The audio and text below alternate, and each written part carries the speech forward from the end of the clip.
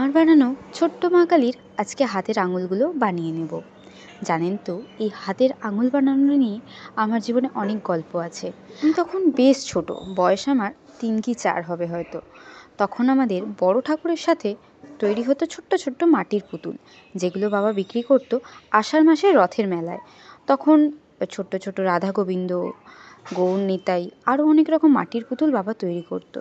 তো বাবার সাথে বসে বসে আমিও এরকম ছোট্ট ছোট্ট আঙুল বানাতাম। আর বাবা বলতো, তুই অনেক দূর যাবি।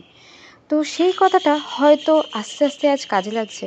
মাঝে মাঝে মনে হয়, যে বাড়ির মেয়ে না হয়ে যদি বাড়ির ছেলে হয়ে জন্মাতে পারতাম, তাহলে হয়তো পরিবারের আরও অনেক দায়িত্ব নিতে পারতাম।